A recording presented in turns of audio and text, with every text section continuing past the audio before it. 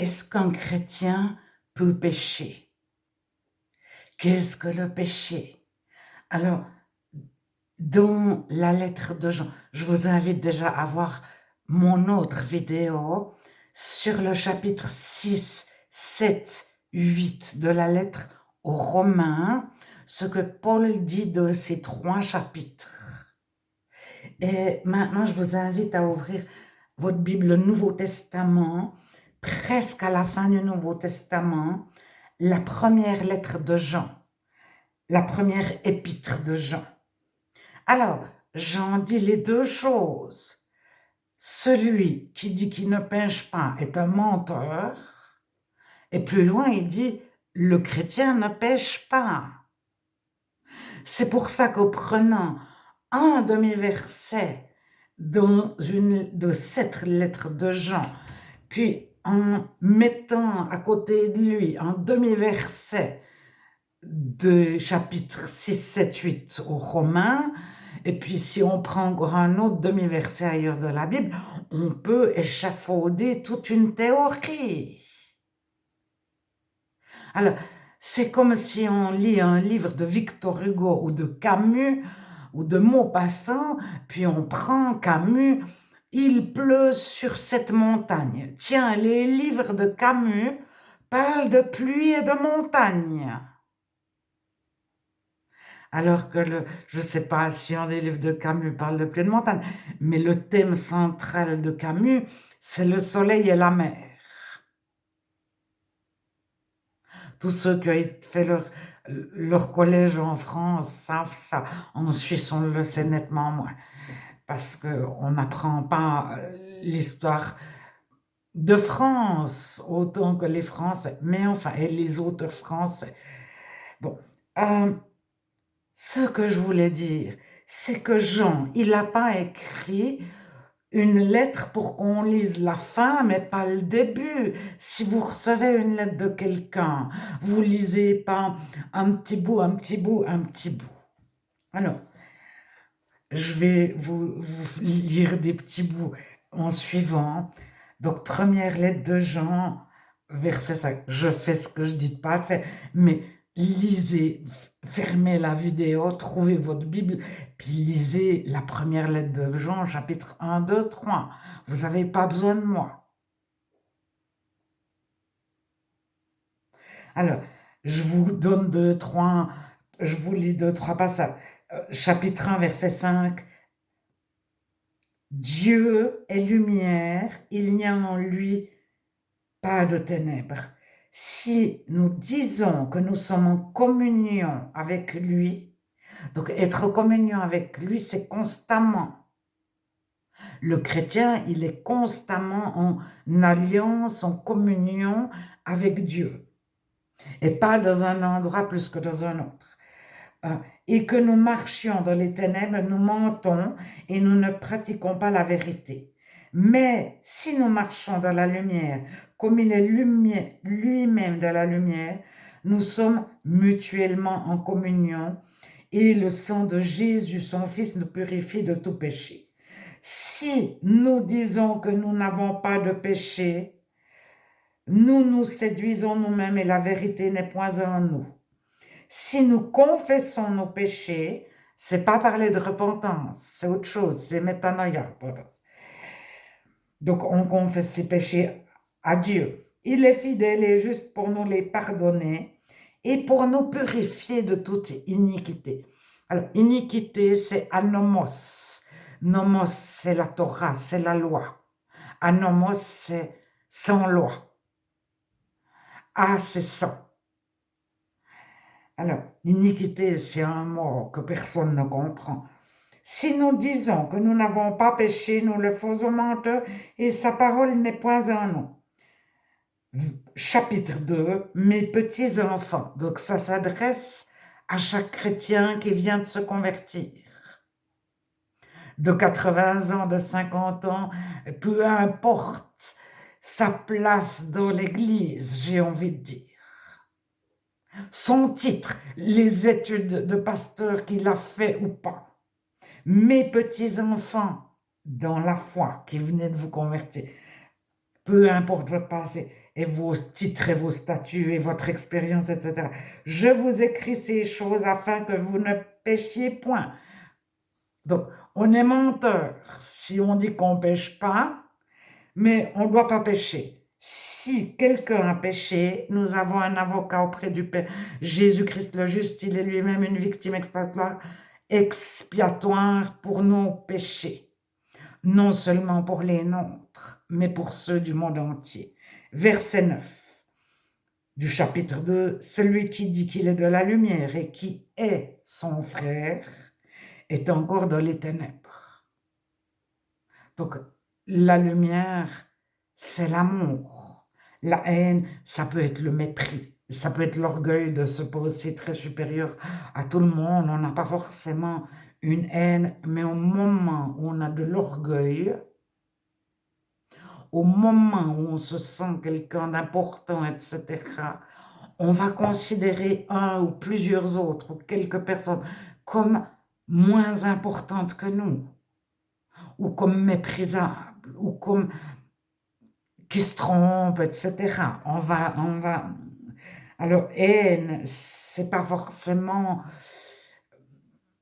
c'est le contraire de l'amour, mais alors, celui qui dit qu'il est de la lumière et qui est son frère est encore de l'éternel. Donc, son frère, c'est Adolphos. Donc, c'est toujours frère-sœur. Celui qui aime son frère, sa sœur demeure dans la lumière et aucune occasion de chute n'est en lui. Alors, tomber, chuter, c'est pécher, c'est s'éloigner de Dieu, c'est se tromper lourdement.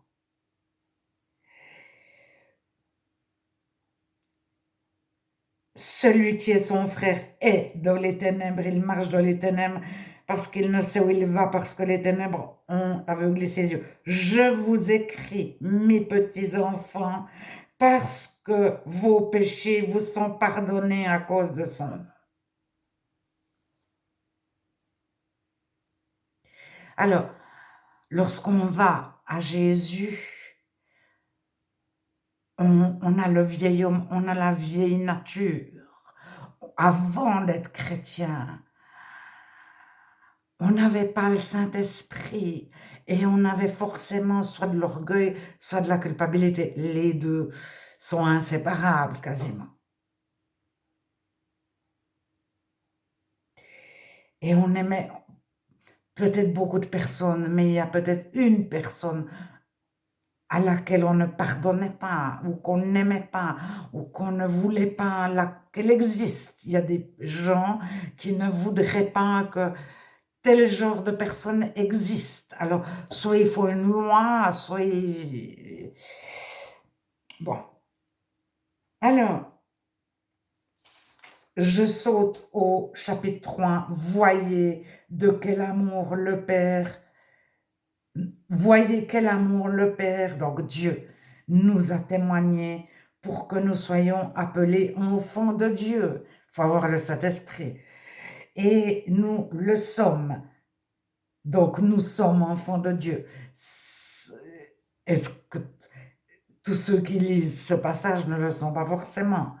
Si le monde ne nous connaît pas, c'est qu'il ne l'a pas connu, lui Jésus, ou Dieu. Bien-aimés, nous sommes maintenant enfants de Dieu. Alors, verset 4. Quiconque pêche transgresse la loi, et le péché est la transgression de la loi. Or, vous le savez, Jésus apparut pour ôter le péché, et il n'y a en lui point de péché. Quiconque demeure en lui ne pêche point. Quiconque pêche ne l'a pas vu et ne l'a pas connu.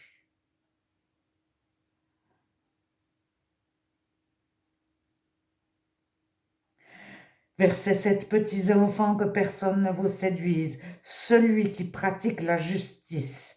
Donc, pratiquer la justice, c'est aimer. De l'Ancien Testament, il y a le terme justice qui revient sans cesse, qui est tzedaka, en hébreu. Et de le Nouveau Testament, l'amour agapé, le mot amour prend la place du mot justice. Alors, justice, c'est pas une loi, c'est pas, il n'y a pas de punition. Pratiquer la justice, c'est aimer, c'est être juste, c'est-à-dire, c'est pas faire exception de personne. Toi, je t'aime mieux parce que tu es de droite. Je vais t'aimer, te dire, te faire des compliments, etc. Toi, tu es de gauche, je te déteste, etc. Ou je fais pas attention à toi. Et la justice, c'est d'aimer les deux. Alors, le Fils de Dieu paraît afin de détruire les œuvres du diable. Celui qui pêche est du diable, car le diable pêche dès le commencement. Quiconque est né de Dieu ne pratique pas le péché parce que la semence de Dieu demeure en lui et il ne peut pas pécher parce qu'il est né de Dieu. C'est par là que se font reconnaître les enfants de Dieu et les enfants du diable. Quiconque ne pratique pas la justice n'est pas de Dieu, non plus celui qui n'aime pas son frère, sa sœur. Ce il vous a été annoncé et ce que vous avez entendu dès les commencements, c'est que nous devons nous aimer les uns les autres.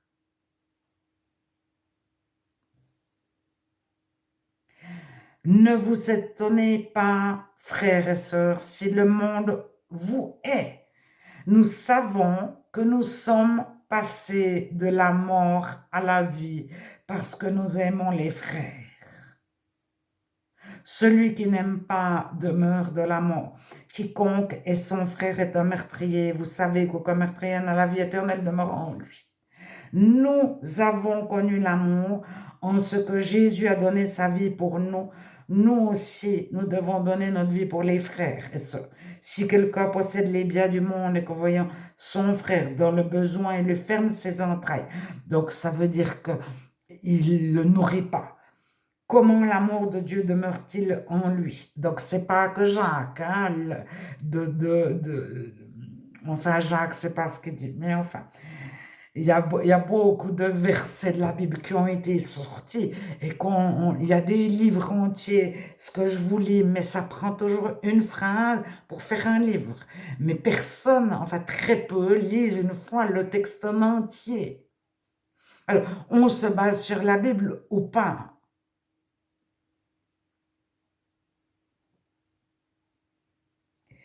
Alors,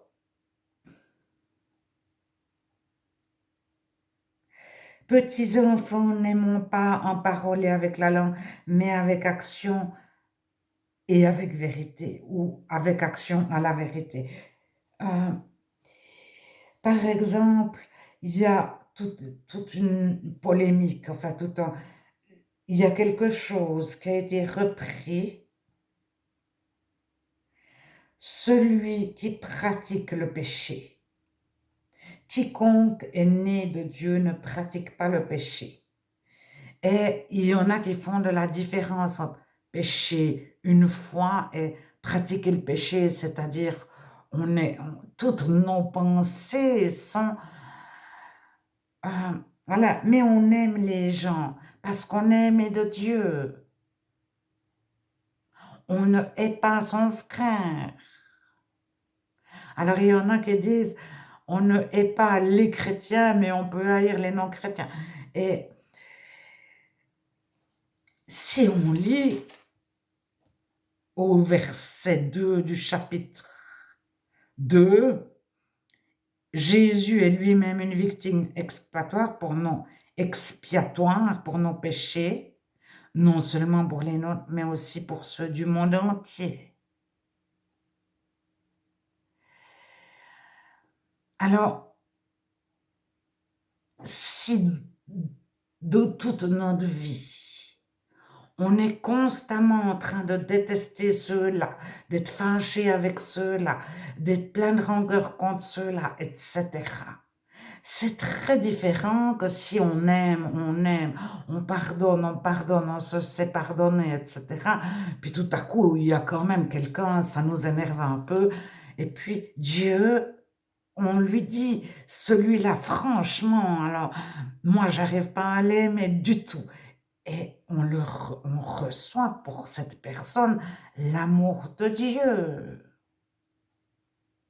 Mais on aime le 98% de la population très facilement, mais après on s'achoppe sur une petite chose. Alors, c'est très différent que de se prendre pour le roi du monde constamment, et puis de se dire ceux-là s'ils sont méprisants, puis ceux-là ils devraient pas, puis ceux-là font faux, etc.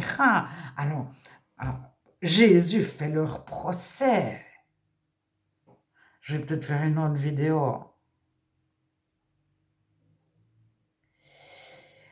C'est juste pour dire que c'est très important, surtout si on dit « je me base sur la Bible », mais de se baser réellement sur la Bible. Et si Jean a écrit une lettre en 3 chapitres, prendre, mais juste une phrase dans la lettre.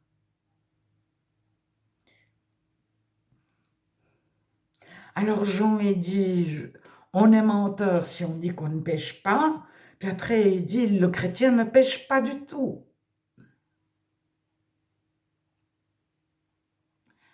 Et au milieu, il dit, si nous avions péché, nous avons un avocat auprès du Père Jésus.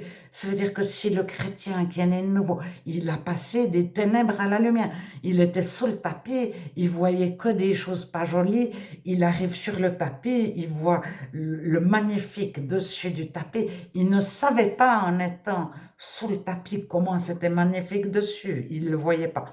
Il a passé par la porte Jésus. Puis après, il se trompe une fois ou l'autre. Mais il a été totalement purifié, totalement transformé, etc. Puis tout à coup, il a fait une erreur. Mais j'entends, il ne vit pas sa vie entière dans l'erreur.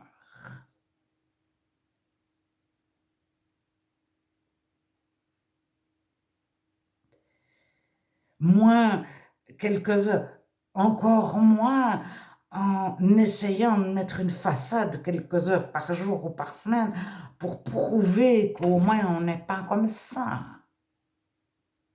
Alors Irénée de Lyon, il dénonce ceux qui ont des doubles vies. Je ne sais plus si c'est de la Bible, mais comme ça, dans son livre, il a des co-auteurs avec lui sur les érotiques. De le 4e, c'est marqué, mais accueillez celui qui est, je ne sais plus comment il les appelle, à bras ouverts. Mais s'il y en a un qui se dit chrétien comme ça, mais qui a une double vie, ne l'écoutez pas. Alors, ceux qui ont des doubles vies, le but, c'est qu'ils sont menteurs, c'est eux les menteurs. Et bien, c'est qu'ils viennent et dire je mens. Et puis qu'ils arrêtent de demander, ils sont purifiés, puis ils deviennent chrétiens, puis ils ne pêchent plus. Mais tant qu'ils gardent une façade, ils ne montrent pas ce qu'ils sont réellement. Alors, c'est pas à moi qu'il faut le montrer, ou à je ne sais pas à qui, c'est à Dieu. Alors là, je réfléchis, mais le mieux, c'est à Dieu, parce que la personne en face, elle est petite par rapport à Dieu. Et même si elle aime profondément son amour, il est tout petit par rapport à l'amour de Dieu. Et c'est de toute façon Dieu qui délivre, Dieu qui aime, Dieu qui pardonne.